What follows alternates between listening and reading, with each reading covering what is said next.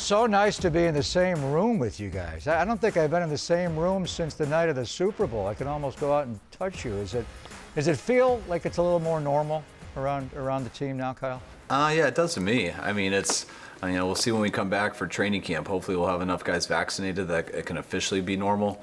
But just like I think everywhere we're walking around the city, going to restaurants, everything feels a little bit more normal now. And I know we're not 100% there yet, but I can see the light at the end of the tunnel, that's for sure.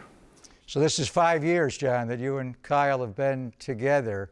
What has it meant to you to have the support that you've received during these 5 years from the faithful?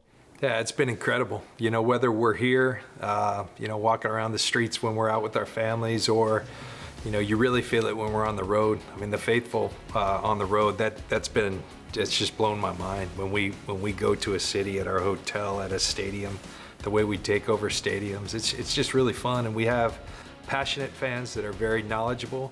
And what I love, and I think in part what brought me here, what brought Kyle here, the expectations here. People want excellence. That's the standard, and you want to be at a place that's the expectation. You've worked in a lot of cities throughout your career. What has it meant to you to have the support you've received from this fan base, Kyle? It's been extremely special. I've been through some good times and bad times in a lot of cities.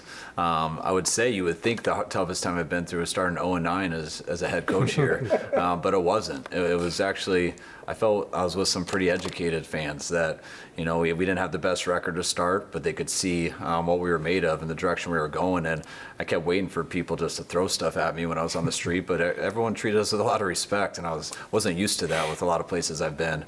And now to be here 4 years later, I mean, it's only gotten stronger. And, a month ago, I went to Sonoma at a NASCAR race, and that was my first time being around a group of Niner fans in a long time, and it kind of brought back, it made me so much more excited for the season, and knowing that how much better it feels to hang around real people instead of cardboard cutouts. It's a big difference. Did you take away any play calls from there? I'm thinking, I don't know, an all-go, a 4 vertical. You just call, gentlemen, start your engines. Yes, it's not gentlemen, it's drivers. They made sure, they told me that 100 times before, and I'm like, have people messed this up? And they're like, yeah, they do. So they made sure I said drivers. No, but it was a good time. And when you speak of the fan base here, it's great in the area, but then what John says when we travel, one of the most special moments I've had since we've been here, that I thought there was nothing cooler than watching our Niner gang going up and down Bourbon Street saying bang, bang, taking over Bourbon Street, which is a scary thing to do. But our we earned it from how we played, and our fans went out there and handled it right. And I love being a part of the Niner fan base. As a former broadcaster, did you hear his starting of the engines? Did he flub any lines? I was impressed. I was impressed. It's a good time. He was in good hands. Another member of the faithful, Jeff Gordon, was there. Yeah. And when I used to work at Fox, I started to hear about what a big Niner fan. And then when we took the job, he reminded me. I mean, he is really into it. So there's a lot of people out there undercover that you don't know are Niner fans, but he was awesome. We were all on a group text following it, and it was he brought stressful. I didn't really know what I was getting myself into. And then I was looking at it on the drive up there and watching all these people do it. And I started to realize the tradition of it. And then I'm watching, most people just say, driver, start your engines. And then I'm watching Adam Sandler and all these people do a bunch of stuff. And I'm like, all right, that's not what you do. You be respectful to the driver, say 4 words and end it. And I got to meet a bunch of guys, race car drivers and stuff.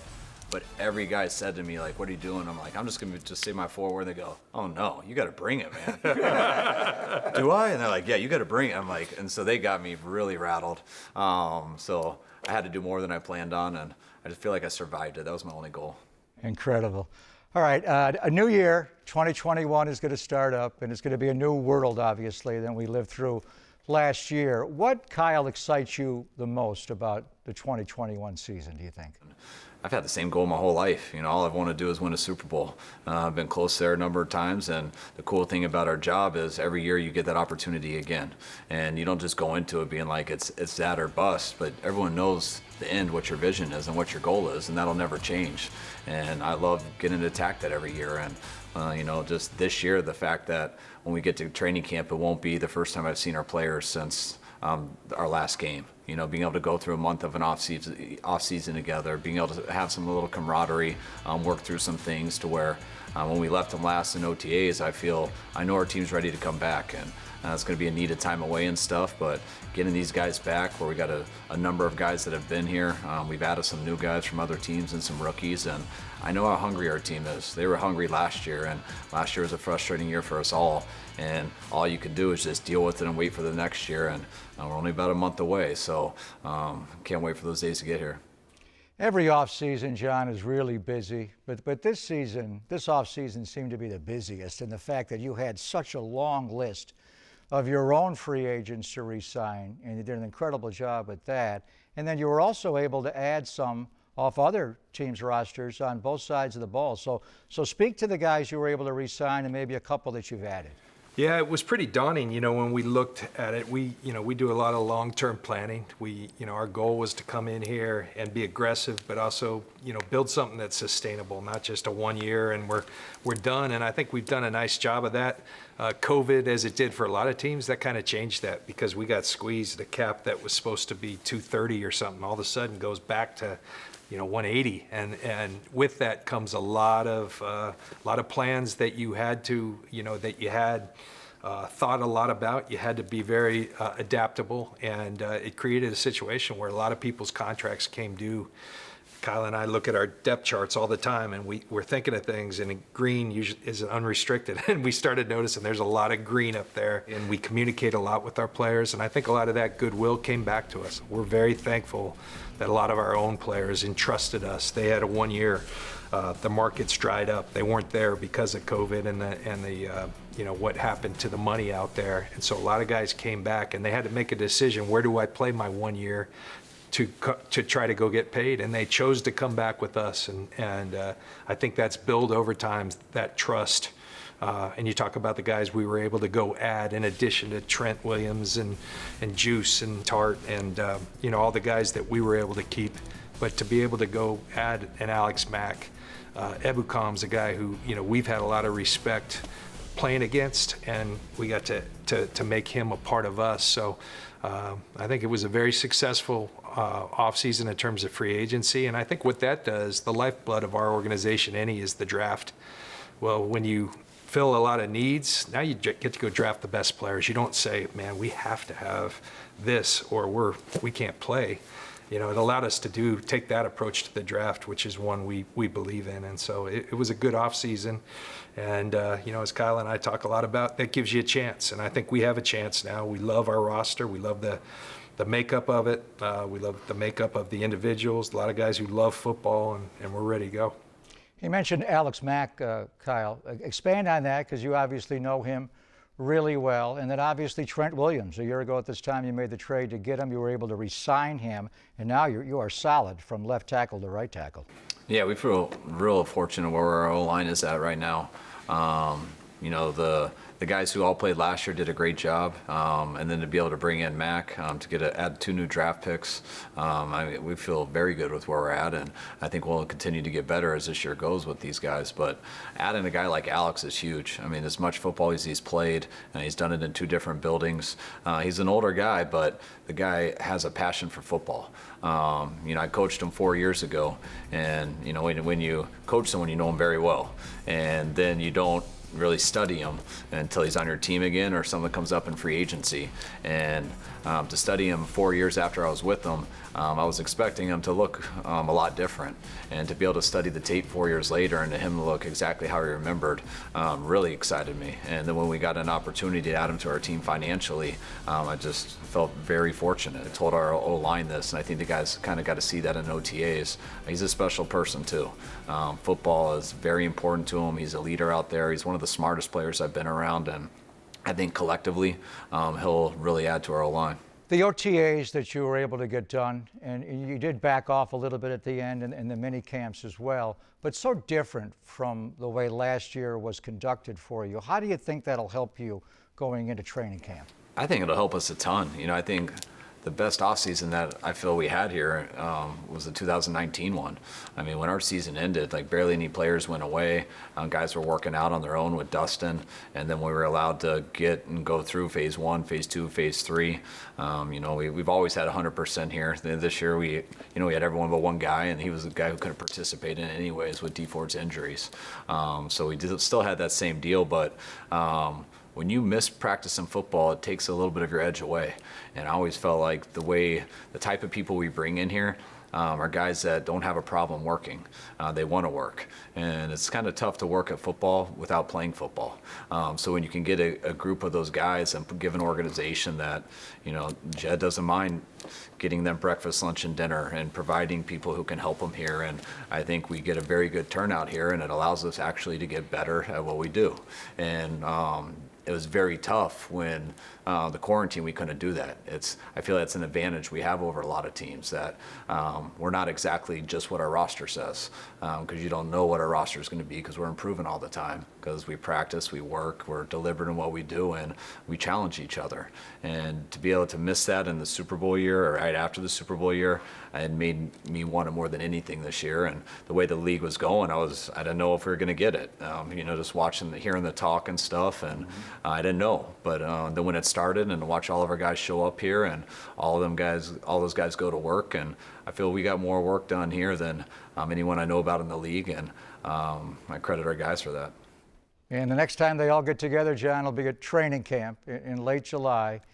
And that first preseason game, and I know it's only a preseason game, but still, August the 14th, when the Chiefs come in, the first time the faithful will come through the turnstiles again. And then ultimately, Week 3, Sunday Night Football, September the 26th against Green Bay. What is it going to mean to your football team to have fans back in the stands? And what was it like, and I'll throw this out to both of you, to be able to play football without anybody watching the 49ers last year? How much will the fans help you get over the top, especially for the home games? Preseason is preseason. I used to always say as a player, it doesn't count, but it does matter. You're really growing as a team. You find players that you throw them out there not knowing how they're going to respond, and some rise, some fall. There's so much good about it. But what you mentioned about having fans back in this stadium, it was really strange playing football. You could hear, I think that's one thing the fans got to appreciate how much hitting's going on out there, because you could hear more than ever. But it is strange, like hearing coaches, hearing everything they're saying on the sidelines, things of that nature. It's going to be nice to have that energy. I know as a player, you're not really supposed to, have that be part of your mindset, but I certainly fed off whatever crowds it helps pick you up. And I think the energy of our team, we got a lot of guys who love it, but that's even increased when you got a fan base that does. Ours, we've already talked about how great they are. It's going to be awesome to have them back in. Is there any part of having fans back and the whole ritual of the excitement of playing a football game, Kyle, that you're going to long for to have the fans back where you didn't have it last year, whether it's the player introductions or the national anthem or just everything's going to feel so much different now with a buzz back in the stadium? I don't even know what's going on before the game. I'm so locked in on the game, but you feel people. You feel an energy. I mean, even if I had earplugs in, you'd still feel a collective energy of 80,000 people. And that's something that if you would have asked me before, what's it going to be like not having fans, I'd been like, yeah, that's probably going to suck. But now I really know it does. I actually had to go through that, and it is worse than I ever imagined. I mean, that first game, I'll never get over when I came out there and saw cardboard sitting in the stands, and our sky was orange, and I did not know where I was. And I'm like, is this real? And eventually you got used to it, but it wasn't something I wanted to get used to. I don't mind. It was nice not having to use the silent cadence on the road. But that was probably the only benefit. And like I said about going to the NASCAR thing last month, I didn't realize how they were allowed to be 1/3 full, I think, at the time. I think that was the last one that wasn't going to be 100%, but just to have 1/3 of the people there, and it felt different. And that was the first NASCAR thing I'd been to, but I felt like I was back with Niner fans, and it reminded me how much I missed it, and it made me that much more excited for this year. It's so interesting to look back on last year and what you guys specifically had to endure that other teams in the NFL did not have to endure. Obviously, doing everything remotely in the off season, but then essentially playing from early December on in a bubble. You were away. So what can you take away from that as you put the team back together, John? Because you guys did grow tighter last year, probably more so than any other team in the NFL. Yeah, I've always believed we're all product of our experiences, and you know, there is something about this league. Everything about it is hard. It's difficult, and things that harden you, if you make it through it, you'll be better for it. And I think we did make it through it. We weren't proud of our record. You know, we're here to win football games. We understand that. We don't believe in excuses. But I think when we left Arizona, I was proud of the way our team responded to so much adversity, the injuries, all that. And Kyle used the word earlier, hunger. I mean, I think we have an incredibly hungry team because they weren't proud of what happened record-wise, but I think we hung together, we had each other's back, we found a way, being away from our families. I think in a sense that made us tighter, and I think that will be valuable moving forward as we go and you know, take on this season. Yeah, very similar. You know, I think we have as tight of a team as I've been on, and that was tough. I wouldn't say like it made us tighter as a group going through it together, because it was a lot worse than you can imagine. I'm not trying to throw a pity party, but like we weren't allowed to hang out. Like, so we had to go to a hotel for a month and we were not allowed to hang out in the hotel. So it's a very lonely spot, and there's no home to go to after. So guys are just in their hotel room FaceTiming each other and play video games for a month on top of a losing season. A lot of guys dealing with stuff. So what I think it hardened a lot of guys individually, and it was such a challenge for guys to get through it as individuals, and they did get through it. And I think, you know, at least what it does for me, like tough times don't last, tough people do. And you get through something like that as an individual, and I mean, it didn't seem like it was ever going to end, but it did. And now when I look back on it, we got through that. I know I'm stronger for it. And I think every person looks at that individually, that they're stronger for it. And the fact that we got most of our team back after that, we know what we all went through last year. And we know we don't want to go through that again. And now we got all these people back who have gotten stronger and stuff and know they can accomplish anything that's thrown at them. And now let's see how it goes when some things fall in our favor. And that's the opportunity we hope that we can have this year. And I think the toughest thing in Arizona too, going through all this stuff, was, you know, we had a whole plan that there was going to be $230 million, and it went to 180. And so we have all these guys that we didn't think we were going to be going through a year with them on a last year deal. We thought there was going to be a number of guys, at least half of those guys, that got some security and stuff. And now we don't even know if we're going to be able to re-sign them. No one knows what the deal is. And it was sad too, because a lot of stuff, a window that we thought we had, maybe we're losing a number of those guys. And that's where we felt so fortunate, which I thought, you know, I felt bad for a lot of those guys, because a lot of those guys should have got a lot more out there, because they definitely deserve that. But the way the whole league went this year, with the league losing that $50 million that was expected, the Niners were fortunate enough that we got a bunch of those guys back, and it gives us a chance to run back what we kind of felt like we missed out on. And there's no such thing as just running it back. You got to keep adding, and I think we did add. But we also got a lot of guys here that I didn't know if we were going to have here in November and December, and I know it was eating at both of us the whole time, and we just didn't know what to do about it. And fortunately, here we are, and we got a chance. This is the state of the franchise. So I want to hear from each of you, what is the state of the franchise? And I'll start just with the thought, your roster today compared to when you exited Miami after Super Bowl 54. Is it better than it was? Is it deeper? What do you see from your roster, and what is the state of the franchise? I mean, I think we've improved our depth. You know, there's always attrition. You're going to lose people, you can add people, but I do think we're better. But, you know, again, I go back to that gives you an opportunity. It gives you a chance. And now it is what we make it. I think we're made of the right stuff. We put a lot of focus on bringing guys that love football, that have that football character. That gives you an opportunity. I do think we're more talented. I think when you continue to add talented players who fit kind of our makeup, that's a good thing. And we've been able to do that. So I think we're well set up.